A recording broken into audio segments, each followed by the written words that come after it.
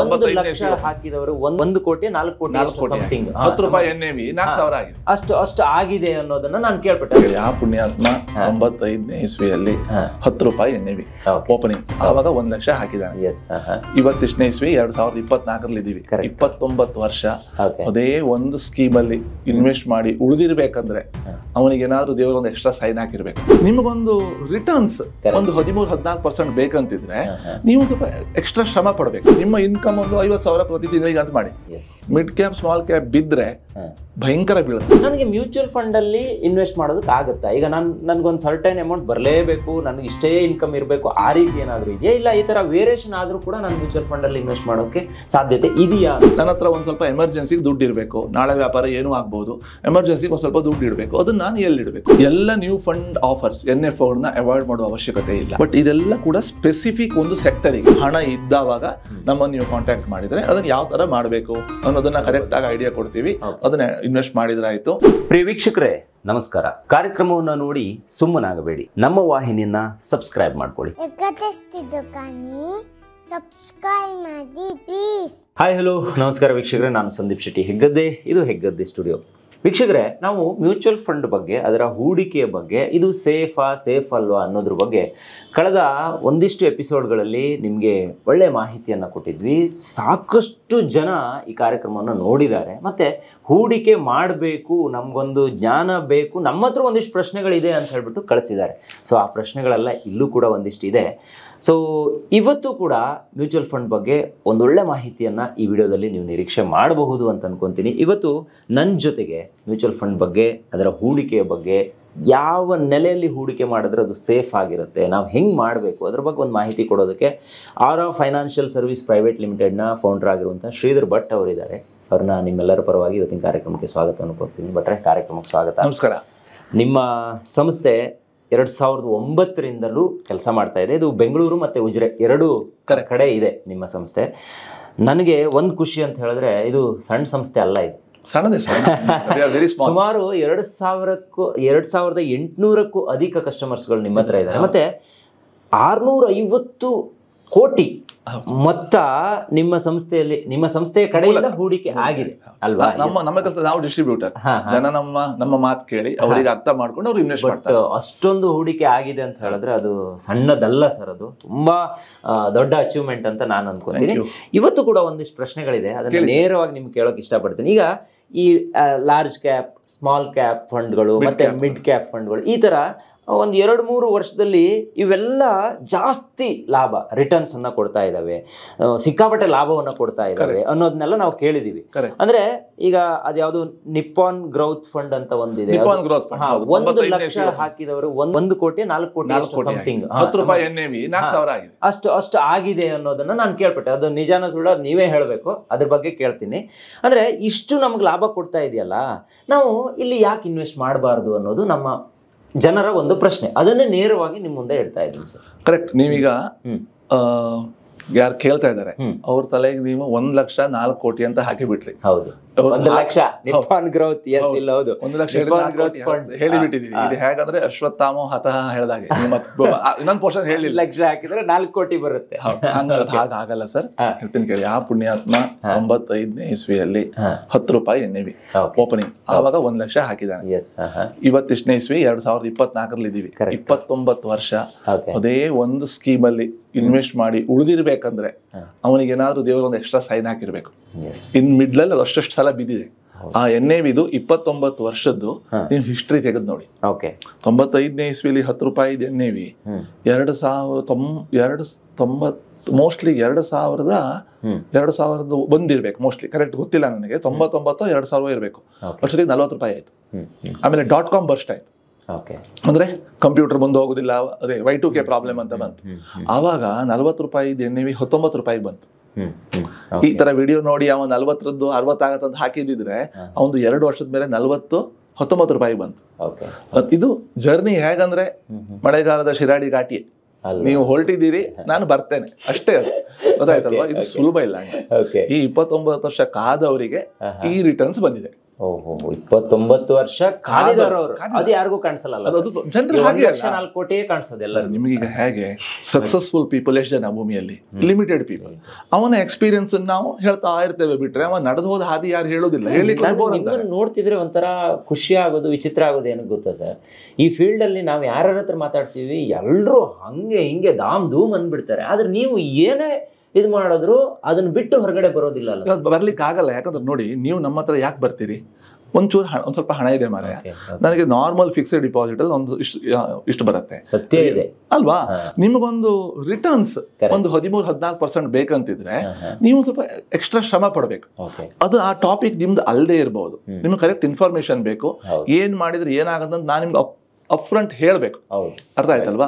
ಈಗ ನಿಮ್ಮ question answer ಕೊಡ್ಲಿಕ್ಕೆ ನೋಡ್ಲಿಕ್ಕೆ ಹೋದ್ರೆ, ಲಾಸ್ಟ್ ಒಂದು ಈ ಕೊರೋನಾ ಮುಗಿದ ನಂತರದ ಟೈಮ್ ನೋಡ್ಲಿಕ್ಕೆ ಹೋದ್ರೆ ಮಿಡ್ ಕ್ಯಾಪ್ ಮತ್ತೆ ಸ್ಮಾಲ್ ಕ್ಯಾಪ್ ಸಿಕ್ಕಾಪಟ್ಟೆ ರಿಟರ್ನ್ಸ್ ಕೊಟ್ಬಿಟ್ಟಿದ್ದಾರೆ.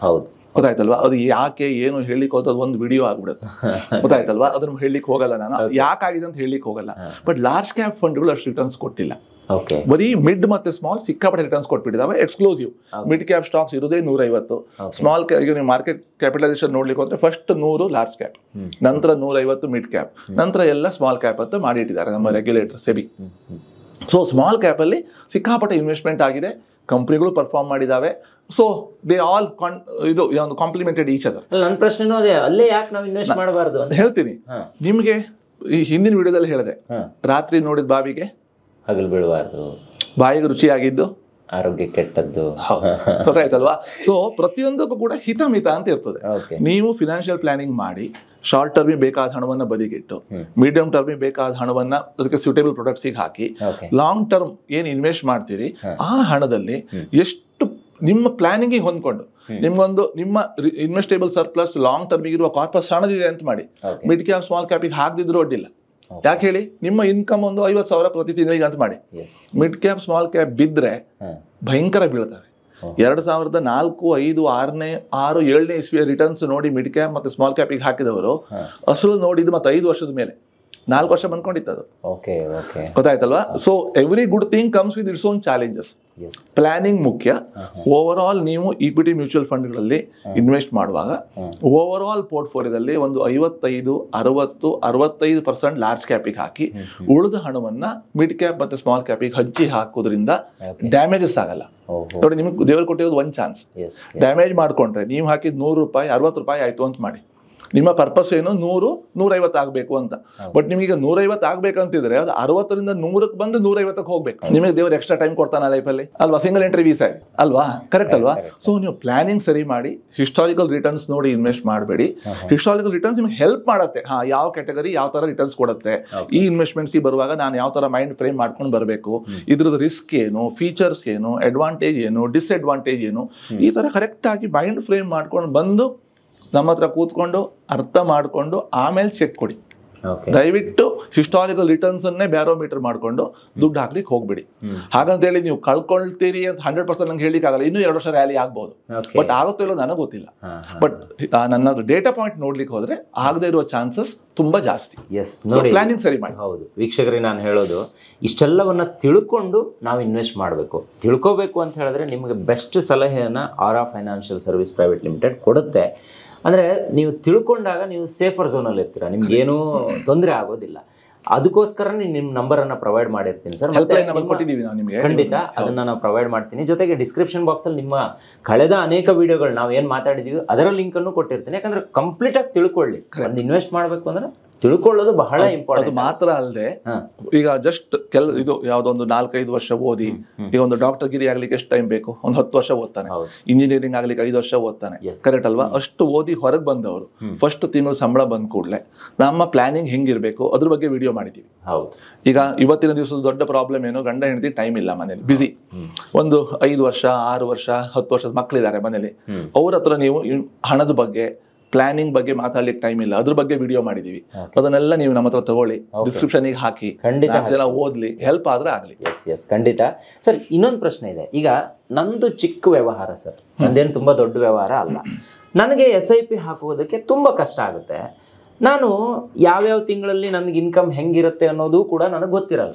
ಅಂದ್ರೆ ಈಗ ವ್ಯವಹಾರ ಅಂದ್ಮೇಲೆ ಹಾಗೆ, ಹೌದು, ವ್ಯವಹಾರ ಅಂದ್ಮೇಲೆ ಹಾಗೆ. ನನಗೆ ಮ್ಯೂಚುವಲ್ ಫಂಡ್ ಅಲ್ಲಿ ಇನ್ವೆಸ್ಟ್ ಮಾಡೋದಕ್ಕೆ ಆಗುತ್ತಾ? ಈಗ ನನ್ಗೊಂದು ಸರ್ಟೈನ್ ಅಮೌಂಟ್ ಬರಲೇಬೇಕು, ನನಗೆ ಇಷ್ಟೇ ಇನ್ಕಮ್ ಇರಬೇಕು, ಆ ರೀತಿ ಏನಾದರೂ ಇದೆಯಾ? ಇಲ್ಲ ಈ ತರ ವೇರಿಯೇಷನ್ ಆದ್ರೂ ಕೂಡ ನಾನು ಮ್ಯೂಚುವಲ್ ಫಂಡ್ ಅಲ್ಲಿ ಇನ್ವೆಸ್ಟ್ ಮಾಡೋಕೆ ಸಾಧ್ಯತೆ ಇದೆಯಾ ಅನ್ನೋದ್ರ ಬಗ್ಗೆ ಒಂದು ಮಾಹಿತಿ ಬೇಕು. ಐ ಥಿಂಕ್ ನೀವು ನಿಮ್ಮ ವೀಕ್ಷಕರಂತ ಅಲ್ಲಿ ಇಟ್ಕೊಂಡು ಇದನ್ನ ಕೇಳ್ತಾ ಇದ್ದೀರಾ. ಅಂದ್ರೆ ನೀವು ಮೋರ್ ಆಫ್ ಕರ್ನಾಟಕ, ಎಲ್ಲರೂ ಶ್ರೀಮಂತರಾಗಿರಲ್ಲ, ಎಲ್ರಿಗೂ ಒಂದೇ ತರ ಅಮೌಂಟ್, ತಿಂಗಳ ಸಂಬಳ ಇದೆ, ಎಲ್ಲರಿಗೂ ತಿಂಗಳ ಸಂಬಳ ಇರಲ್ಲ. ಎಷ್ಟೋ ಜನ ಸಣ್ಣ ವ್ಯವಹಾರದವ್ರು ಇದ್ದಾರೆ. ನೋಡಿ, ಇದ್ರ ಬಗ್ಗೆ ಲಾಸ್ಟ್ ವಿಡಿಯೋ ಟೈಮ್ ಮಾಡಿದಾಗ ಲಿಟ್ಲ್ ಕವರ್ ಮಾಡಿದೀವಿ ನಾವು. ನೋಡಿ, ತಿಂಗಳ ಸಂಬಳದವ್ರದ್ದು ಏನು ಪ್ಲಾನಿಂಗ್ ಮಾಡ್ಲಿಕ್ಕೆ ಸುಲಭ. ಈ ಇರ್ರೆಗ್ಯುಲರ್ ಇನ್ಕಮ್, ನೀವೀಗ ವ್ಯವಹಾರ ಮಾತ್ರ ಹೇಳಿದ್ರಿ. ಈಗ ಒಬ್ಬ ತರಕಾರಿ ಬೆಳೆಯುವ ಇರ್ಬೋದು, ಫಾರ್ಮ್ನವ ಇರ್ಬೋದು, ಈಗ ಅಡಕೆ, ತೆಂಗು ಇದಾವಲ್ಲ, ರಬ್ಬರ್, ಬೇರೆ ಬೇರೆ ತರಕಾರಿಗಳು, ಸೀಸನಲ್ ಫ್ರೂಟ್ಸ್ ಇರ್ತವೆ. ಅವ್ರದ್ದು ಇದೇ ಕಷ್ಟ. ಸರ್, ನನಗೆ ವರ್ಷಕ್ಕೆ ಇಂತಿಷ್ಟು ಇನ್ಕಮ್ ಬರುತ್ತೆ, ಇದರಲ್ಲಿ ಇಂತಿಷ್ಟು ಖರ್ಚಿಗೆ ಹೋಗುತ್ತೆ, ಪ್ಲಾಂಟ್ ಮೇಂಟೆನೆನ್ಸ್ಗೆ ಹೋಗುತ್ತೆ, ಇಂತಿಷ್ಟು ರೂಟೀನ್ ಖರ್ಚಿದೆ, ಇಂತಿಷ್ಟು ಉಳಿಯುತ್ತೆ, ಅದನ್ನ ಇನ್ವೆಸ್ಟ್ ಮಾಡ್ಬೋದಾ ಅಂತ ಕೇಳ್ತಾರೆ. ಇನ್ನೀಗ ಒಂದು ಸಣ್ಣ ಅಂಗಡಿ ಇಟ್ಟವ್ರು, ಆಯ್ತಾ, ಒಂದು 5 ಲಕ್ಷ ರೂಪಾಯಿ ಮಾಲಿರುತ್ತೆ, ದಿವಸಕ್ಕೆ ಇಂತಿಷ್ಟು ಟ್ರಾನ್ಸಾಕ್ಷನ್ಸ್ ಆಗುತ್ತೆ, ಇಂತಿಷ್ಟು ನೆಟ್ ಪ್ರಾಫಿಟ್ ಅವನಿಗೆ ಕಣ್ಣಿಗೆ ತೋರುತ್ತೆ. ಬಟ್ ಏನೋ ಕಾರಣಕ್ಕೆ ಪ್ರತಿ ದಿವಸ ತೆಗಿಲಿಕ್ಕೆ ಆಗಲ್ಲ ಅಂಗಡಿಯಿಂದ. ಕರೆಕ್ಟ್ ಅಲ್ವಾ? ತಿಂಗಳಿಗೆ ಒಂದ್ಸಲ ಇಂತಿಷ್ಟು ಅಂತ ಬರ್ಬೋದು, 3 ತಿಂಗಳಿಗೆ ಒಂದ್ಸಲ ಬರ್ಬೋದು. ಅವರೆಲ್ಲರಿಗೂ ಕೂಡ ಮ್ಯೂಚುವಲ್ ಫಂಡ್ ಅಲ್ಲಿ ಇನ್ವೆಸ್ಟ್ ಮಾಡ್ಲಿಕ್ಕೆ ಆಗುತ್ತೆ. ಅವರ ಸೋರ್ಸ್ ಆಫ್ ಇನ್ಕಮ್, ಅವರ ವ್ಯವಹಾರ, ಹಾಲು ಗೀಲು ಏನೋ ಒಂದು ವ್ಯವಹಾರ ಇರುತ್ತೆ, ಅದರಿಂದ ಹಣ ಬರುತ್ತೆ. ಅದನ್ನ ಅವರು ಇನ್ವೆಸ್ಟ್ ಮಾಡುವಾಗ ಅವರ ಗುರಿಗಳು ಮತ್ತೆ ಈ ತಿಂಗಳ ಸಂಬಳ ಬರ್ತಾರಲ್ಲ, ಅವ್ರ ಗುರಿಗಳು ಆಲ್ಮೋಸ್ಟ್ ಸೇಮ್. ಅಂಥದ್ದೇನು ಡಿಫರೆನ್ಸ್ ಇಲ್ಲ. ಎಲ್ಲರಿಗೂ ನನ್ನ ಹತ್ರ ಒಂದು ಸ್ವಲ್ಪ ಎಮರ್ಜೆನ್ಸಿಗೆ ದುಡ್ಡು ಇರಬೇಕು, ನಾಳೆ ವ್ಯಾಪಾರ ಏನೂ ಆಗ್ಬೋದು, ಎಮರ್ಜೆನ್ಸಿಗೆ ಒಂದು ಸ್ವಲ್ಪ ದುಡ್ಡು ಇಡಬೇಕು, ಅದನ್ನ ನಾನು ಎಲ್ಲಿಡಬೇಕು? ಆ ಹಣದ ಮೇಲೆ ನಾನೀಗ ವ್ಯವಹಾರ ಮಾಡಿ ಹಣ ಗಳಿಸಿದ್ದೀನಿ, ಅದ್ರ ಮೇಲೆ ಒಂದು ಸ್ವಲ್ಪ ಟ್ಯಾಕ್ಸ್ ಕಟ್ಟಿ ಆಗಿದೆ. ಈ ಹಣವನ್ನು FD ಇಟ್ಟರೆ ಅಥವಾ ಸೇವಿಂಗ್ಸ್ ಅಕೌಂಟ್ ಇಟ್ಟರೆ ಬಡ್ಡಿ ಮತ್ತು ನನ್ನ ಟ್ಯಾಕ್ಸಿಗೆ ಆ್ಯಡ್ ಆಗುತ್ತೆ, ಬಡ್ಡಿ ಆ್ಯಡ್ ಆಗುತ್ತೆ. ಅದನ್ನ ನಾನು ಬೆಟರ್ ಮಾಡ್ಲಿಕ್ಕೆ ಏನಾದ್ರು ಆಪ್ಷನ್ ಇದೆಯಾ? ನನಗೆ ಹಾಗಂತ ಹೇಳಿ ಈ ಹಣ 5-10 ವರ್ಷದವರೆಗೆ ಇಡ್ಲಿಕ್ಕೆ ತಯಾರಿಲ್ಲ, ಇಮಿಡಿಯೇಟ್ ಬೇಕು, ಅದಕ್ಕೆ ಬೇರೆ ಪ್ರಾಡಕ್ಟ್ಸ್ ಇದಾವೆ. 4-5 ವರ್ಷದಲ್ಲಿ ಒಂದು ಮಗಳ ಮದುವೆ ಇರ್ಬೋದು, ಮಕ್ಕಳನ್ನ ಹೈಯರ್ ಎಜುಕೇಶನ್ ಕಳಿಸ್ಲಿಕ್ಕೆ ಇರ್ಬೋದು, ಒಂದು ವೆಹಿಕಲ್ ತಗೊಳ್ಬಹುದು. ಅಂದ್ರೆ ಈ ಸರ್ಪ್ಲಸ್ ಉಳಿದಿದೆ ನಿಮ್ಮ ಹತ್ರ, 4-5 ವರ್ಷದ ನಂತರ ನಿಮ್ಗೆ ಆ ಹಣ ವಾಪಸ್ ಬೇಕು, ಅದಕ್ಕೆ ಬೇರೆ ತರ ಪ್ರಾಡಕ್ಟ್ ಬರ್ತವೆ. ಇನ್ನು ನೀವೀಗ ವ್ಯವಹಾರ ಮಾಡ್ತಾ ಇದ್ದೀರಿ, ಇಷ್ಟು ಸಂಭ್ರಮದಲ್ಲಿ ನಿಮ್ಮ 70 ವರ್ಷ ವ್ಯವಹಾರ ಮಾಡ್ಲಿಕ್ಕೆ ಆಗತ್ತಾ? ಇಲ್ಲ, ಆಗಲ್ಲ, ಆಗೋದಿಲ್ಲ ಅಲ್ವಾ? ಇರೋದಿಲ್ಲ ಅಲ್ವಾ? ಇದು ಫ್ಯಾಕ್ಟ್, ಒಪ್ಪಲೇಬೇಕು ನಾವು. ಆದ್ರಿಂದಾಗಿ ನಮಗೊಂದು ಇದಿದೆ, ಯಾವ್ದು ರೈನಿ ಟೈಮ್ ಅಂತಿದೆ, ಹಳದಿನ ಕಾಲ ಅಂತಿದೆ. ಅದಕ್ಕೊಂದಷ್ಟು ಹಣ ನಾವೀಗ ಹೇಗೆ ಒದ್ದಾಡ್ತೀವೋ ಹಾಗೆ ಹಣ ಕೂಡ ನಮಗೋಸ್ಕರ ದುಡಿಬೇಕು. ಅದಕ್ಕೆ ಲಾಂಗ್ ಟರ್ಮ್ ಈಕ್ವಿಟಿ ಮ್ಯೂಚುವಲ್ ಫಂಡಿಗೆ ಹಾಕಬೇಕು. ಅವರು SIP ಹಾಕುವ ಅವಶ್ಯಕತೆ ಇಲ್ಲ. ಹಣ ಇದ್ದಾವಾಗ ನಮ್ಮನ್ನು ನೀವು ಕಾಂಟ್ಯಾಕ್ಟ್ ಮಾಡಿದ್ರೆ ಅದನ್ನ ಯಾವ ತರ ಮಾಡಬೇಕು ಅನ್ನೋದನ್ನ ಕರೆಕ್ಟ್ ಆಗಿ ಐಡಿಯಾ ಕೊಡ್ತೀವಿ. ಅದನ್ನ ಇನ್ವೆಸ್ಟ್ ಮಾಡಿದ್ರೆ ಆಯ್ತು. ನಾವು ಮ್ಯೂಚುವಲ್ ಫಂಡ್ ಡಿಸ್ಟ್ರಿಬ್ಯೂಟರ್ಸ್, ನಾವು ನಮ್ಮ ಮೂಲಕ ನೀವು ಇನ್ವೆಸ್ಟ್ಮೆಂಟ್ ಮಾಡಿದವಾಗ ನಮಗೆ ಮ್ಯೂಚುವಲ್ ಫಂಡ್ ಕಂಪನಿಯಿಂದ ಕಮಿಷನ್ ಬರುತ್ತೆ. ಗೊತ್ತಾಯ್ತಲ್ವಾ?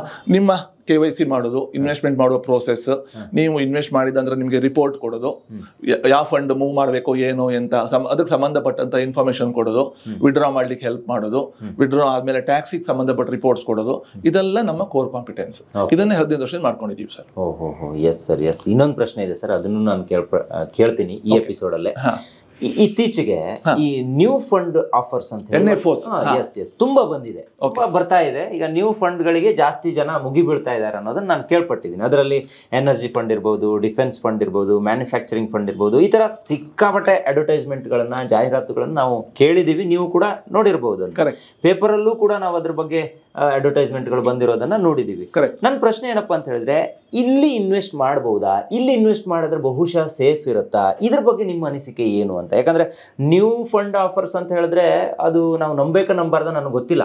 ಹಾಗಾಗಿ ನೀವು ಆ ಫೀಲ್ಡ್ ಅಲ್ಲೇ ಇರೋದ್ರಿಂದ ನಿಮ್ಗೆ ಅದ್ರ ಬಗ್ಗೆ ಒಂದು ಜ್ಞಾನ ಇರುತ್ತೆ, ಅನುಭವ ಇರುತ್ತೆ. ಇದ್ರ ಬಗ್ಗೆ ನೀವು ಏನ್ ಹೇಳ್ತೀರಾ ಅಂತ. ಕರೆಕ್ಟ್. ನೋಡಿ, ಎಲ್ಲ ನ್ಯೂ ಫಂಡ್ ಆಫರ್ಸ್ NFOಗಳನ್ನ ಅವಾಯ್ಡ್ ಮಾಡುವ ಅವಶ್ಯಕತೆ ಇಲ್ಲ. ಬಟ್ ಇದೆಲ್ಲ ಕೂಡ ಸ್ಪೆಸಿಫಿಕ್ ಒಂದು ಸೆಕ್ಟರಿಗೆ. ಡಿಫೆನ್ಸ್ ಫಂಡ್ ಅಂದ್ರೆ ಡಿಫೆನ್ಸ್ ಸೆಕ್ಟರ್ ಇರೋ ಸ್ಟಾಕಿಗೆ ಮಾತ್ರ ಇನ್ವೆಸ್ಟ್ ಮಾಡ್ತಾರೆ. ಮ್ಯಾನುಫ್ಯಾಕ್ಚರಿಂಗ್ ಫಂಡ್ ಅಂದ್ರೆ ಮ್ಯಾನುಫ್ಯಾಕ್ಚರಿಂಗ್ ಸೆಕ್ಟರ್ ಬರುವ ಫಂಡ್ಗಳಿಗೆ ಮಾತ್ರ ಇನ್ವೆಸ್ಟ್ ಮಾಡ್ತಾರೆ. ಇದೆಲ್ಲ ಸೆಕ್ಟೋರಿಯಲ್, ಸೆಕ್ಟರ್ ಸ್ಪೆಸಿಫಿಕ್ ಫಂಡ್ಸ್. ಗೊತ್ತಾಯ್ತಲ್ವಾ? ಸೊ ಇಲ್ಲಿ ನೀವು ಬರುವಾಗ 2-3 ನೆನ್ಪಿಟ್ಕೊಳ್ಳಿ ಸರ್. ಒಂದು, ನೀವು ಸೈಜೇಬಲ್ ಇನ್ವೆಸ್ಟ್ಮೆಂಟ್ ಆಲ್ರೆಡಿ ಮಾಡಿದ್ದು, ನಿಮ್ಮ ಪೋರ್ಟ್ಫೋಲಿಯೋ ಒಳ್ಳೆ ಸ್ಟೇಟಸ್ ಅಲ್ಲಿ ಇದ್ದು ಒಂದ್ ಸ್ವಲ್ಪ ಎಡಿಷನಲ್ ರಿಸ್ಕ್ ತಗೊಳ್ತೀನಿ ಅನ್ನೋದಂತಾದ್ರೆ ಈ ಫಂಡ್ಗಳಿಗೆ ಸ್ವಲ್ಪ ಹಣ ಹಾಕಿ. ಅದೇ ನೀವು ಖಂಡಿತ ನೋಡಿ, ಇದು ಮಿಡ್ ಕ್ಯಾಪ್ ಸ್ಮಾಲ್ ಕ್ಯಾಪ್ ನಾನು ನಿಮ್ಗೆ ಹೆಂಗ್ ಹೇಳಿದ್ನೋ ಅದೇ ತರ ಇನ್ನೊಂದ್ ತರ ರಿಸ್ಕ್. ಮಿಡ್ ಕ್ಯಾಪ್ ಅಲ್ಲಿ 150 ಸ್ಟಾಕ್ ಮಾತ್ರ ಲಾಸ್ಟ್ 3 years ಡಬಲ್ ಆಗಿದಾವೆ. That is tempting you. ಈಗ ಏನಾಗ್ತಾ ಇದೆ, ಇವತ್ತಿನ ಗವರ್ಮೆಂಟ್ ಸಿಸ್ಟಮ್, ಇವತ್ತಿನ ನಮ್ಮ ದೇಶದ system, because we are exporting, ಅದ್ರ ಬಗ್ಗೆ ತುಂಬಾ ಹೈಪ್ ಇದೆ. ಎಕ್ಸ್ಪೋರ್ಟ್ ಆಗ್ತಾ ಇದೆ, ಬರೀ ಹೈಪ್ ಅಲ್ಲ, ಕೆಲಸನೂ ಆಗ್ತಾ ಇದೆ. ಆದ್ರಿಂದಾಗಿ ಜೋ ದಿಕ್ತಾ ಹೇ ವೋ ಬಿಕ್ತಾಯಿ. ಆದ್ರಿಂದಾಗಿ ಈ ಫಂಡ್ ಮ್ಯಾನೇಜರ್ಸ್ ತಗೊಂಡ್ಬರ್ತಾರೆ, ಯಾಕಂದ್ರೆ ಇಲ್ಲಿ ನಂಗೆ ಆಪ್ಷನ್ಸ್ ಇದೆ, ಲಾಂಗ್ ಟರ್ಮ್ ಅಲ್ಲಿ ದುಡ್ಡು ಮಾಡ್ಕೊಂಡು ಕೊಡ್ತೀನಿ ಅಂತ ಹೇಳ್ತಾರೆ. ಬಟ್ ಆ ಸ್ಟಾಕ್ಸ್ ಇವತ್ತಿಗೆ ಚೀಪ್ ಇದಾವ? ಆ ಸ್ಟಾಕ್ಸ್ ನಿಮ್ಗೆ ರೀಸನೇಬಲ್ ವ್ಯಾಲ್ಯೂಯೇಷನ್ ಇಲ್ಲ, ದೇ ಆರ್ ಎಕ್ಸ್ಪೆನ್ಸಿವ್. ಯಾಕಂದ್ರೆ ಇಡೀ ಸ್ಟಾಕ್ ಮಾರ್ಕೆಟ್ ಅಲ್ಲಿ 5,000 ಸ್ಟಾಕ್ ಇದ್ರೆ ಅದರಲ್ಲಿ ನಿಮ್ಗೆ ಎಷ್ಟು ಮ್ಯಾನುಫ್ಯಾಕ್ಚರಿಂಗ್ ಸ್ಟಾಕ್ ಸಿಗ್ತವೆ, ಎಷ್ಟು ಡಿಫೆನ್ಸ್ ಸ್ಟಾಕ್ ಸಿಗ್ತವೆ. ಅದನ್ನ ಈ ಫಂಡಿನವ್ರು ಬರೋವರೆ ಕಾಯ್ತಾ ಇರ್ತಾರೆ, ಅದು ಮೇಲ್ ಹೋಗಿರುತ್ತೆ ಆಲ್ರೆಡಿ, ಆ ಸ್ಟಾಕ್ ಪ್ರೈಸ್ ಮೇಲ್ ಹೋಗಿರುತ್ತೆ. ಆದ್ರಿಂದಾಗಿ ನೀವು first time investor, new investor ಅಂತ ಆದ್ರೆ ದಯವಿಟ್ಟು ಯಾವುದೇ ಸೆಕ್ಟರಲ್ ಫಂಡಿಗೆ ದುಡ್ಡು ಹಾಕುವ ಅವಶ್ಯಕತೆಯೇ ಇಲ್ಲ, NFOಗೆ ಹಾಕೋದು ಅವಶ್ಯಕತೆ ಇಲ್ಲ. ನೀವೀಗ ಒಂದು ಎಕ್ಸಿಸ್ಟಿಂಗ್ ಇನ್ವೆಸ್ಟರ್ ಆಗಿದ್ದು ನಿಮ್ಮ ಪೋರ್ಟ್ಫೋಲಿಯೋ ಸೈಜೇಬಲ್ ಇದ್ರೆ ಎಡಿಷನಲ್ ರಿಸ್ಕ್ ಒಂಚೂರು ತಗೊಳ್ತೀನಿ, ಆ ದುಡ್ಡು ಮೇಲ್ ಹೋದ್ರೆ ಒಳ್ಳೇದು, ಹೋಗದಿದ್ರೆ ನನಗೆ ಲಾರ್ಜ್ ಸ್ಕೇಲ್ ಡ್ಯಾಮೇಜ್ ಆಗೋದಿಲ್ಲ ಅನ್ನುವ ಮನಸ್ಥಿತಿ ಇಟ್ಕೊಂಡು ಬಂದು ಹಾಕೋದಾದ್ರೆ ಹಾಕಿ. ಅಲ್ಲಿ ಏನೋ ನೀವು ಬ್ಯಾಂಕಿಗೆ ಹೋದ್ರಿ, 3 ಅಪ್ಲಿಕೇಶನ್ ಫಾರ್ಮ್ ಕೊಟ್ಟರು, ಫೋನ್ ಮಾಡಿ ಹೇಳ್ತಾ ಇದಾರೆ ತಗೊಳ್ಳಿ ಅಂದ್ಬಿಟ್ಟು, ಆ ತರ ಹೈಪ್ ಅಲ್ಲಿ ದಯವಿಟ್ಟು ಬೈ ಮಾಡುವ ಅವಶ್ಯಕತೆ ಇಲ್ಲ ಸರ್. ಕ್ಲಿಯರ್ ಆಯ್ತಾ? ಎಸ್ 100%. ಯಾಕಂದ್ರೆ ನಮ್ಗೆಲ್ಲ ಒಂದು ಭಯ ಇರುತ್ತೆ, ಬಹುಶಃ ಹೊಸ ಫಂಡ್ಗಳಂತ ಹೇಳಿ ಭಯಕ್ಕಿಂತ ಜಾಸ್ತಿ ಟೆಂಪ್ಟೇಷನ್ ಇರುತ್ತೆ. ಹೊಸ್ತು ಯು ವಿಲ್ ಗೆಟ್ ₹10 NAV ಅಂತ ಹೇಳ್ತಾರೆ. ಸರ್ ಇದು ಹೊಸ ಫಂಡ್, NAV ₹10, ನಿಮ್ಗೆ ಜಾಸ್ತಿ ಯೂನಿಟ್ ಸಿಗುತ್ತೆ ಅಂತಾರೆ. ಅಷ್ಟು ಹೇಳಿದ ಕೂಡಲೇ ಸರ್ ₹10 ₹9 ಆಗಲ್ವಾ ಅಂತ ಕೇಳಿ ನಿಮ್ಗೆ ಗೊತ್ತೇ ಇರಲ್ಲ. ಕರೆಕ್ಟ್. ಅದು ಪ್ರಾಬ್ಲಮ್. ಅದು ಪ್ರಾಬ್ಲಮ್. ಈ ಒಂದು ಕಾರ್ಯಕ್ರಮದಿಂದ ಅದ್ರ ಬಗ್ಗೆ ಒಳ್ಳೆ ಮಾಹಿತಿ ಸಿಕ್ತು. ನಿಮ್ಗೆ ಎನಿ ಡೌಟ್ಸ್ ಏನೇ ಇರಲಿ ಅದನ್ನು ಕ್ಲಿಯರ್ ಮಾಡ್ಕೋಬೇಕು ಅಂತ ಹೇಳಿದ್ರೆ ನೀವು ಶ್ರೀಧರ್ ಭಟ್ ಅವ್ರನ್ನ ಒಮ್ಮೆ ಸಂಪರ್ಕ ಮಾಡೋದು ಒಳ್ಳೆಯದು. ಅವರ ಕಚೇರಿ ವಿಳಾಸನೂ ಕೂಡ ಕೊಟ್ಟಿರ್ತೀನಿ. ನೀವು ಬೆಂಗಳೂರಲ್ಲಿ ಇದ್ರೂ ಪರವಾಗಿಲ್ಲ, ಅಥವಾ ಉಜಿರೆ ಆ ಭಾಗದಲ್ಲಿ ಎಲ್ಲ ದಕ್ಷಿಣ ಧರ್ಮಸ್ಥಳ ಆ ಭಾಗದಲ್ಲಿ ಯಾರಾದ್ರೂ ಇದ್ರೂ ಕೂಡ ಇವ್ರನ್ನ ಭೇಟಿ ಆಗ್ಬಹುದು, ಇವರ ಸಂಸ್ಥೆಗೆ ನೀವು ವಿಸಿಟ್ ಮಾಡಬಹುದು ಅಂತ ಹೇಳ್ತಾ ಇವತ್ತಿನ ಕಾರ್ಯಕ್ರಮದಲ್ಲಿ ನೀವು ನಮ್ಮ ಜೊತೆ ಜಾಯ್ನ್ ಆಗಿದ್ದು ತುಂಬಾ ಖುಷಿ ಆಯ್ತು, ಜೊತೆ ಒಳ್ಳೆ ಮಾಹಿತಿ ಸಿಕ್ತು. Thank you sir. ನಿಮಗೆ ನಮ್ಮ ಹೆಗ್ಗದ್ದೆ ಸ್ಟುಡಿಯೋದ ಎಲ್ಲ ವೀಕ್ಷಕರ ಪರವಾಗಿ ತುಂಬ ಧನ್ಯವಾದ. ನಮಸ್ಕಾರ. Thank you. ನೋಡಿದ್ರಲ್ಲ ವೀಕ್ಷಕರೇ, ಇದು ಈ ಹೊತ್ತಿನ ವಿಶೇಷ. ಸೊ ಇದೇ ರೀತಿಯ ಎಲ್ಲ ಬಗೆಯ ಕಾರ್ಯಕ್ರಮಗಳಿಗೆ ನಮ್ಮ ಹೆಗ್ಗದ್ದೆ ಸ್ಟುಡಿಯೋನ ಫಾಲೋ ಮಾಡ್ತಾ ಇರಿ. Stay tune, Heggadde studio.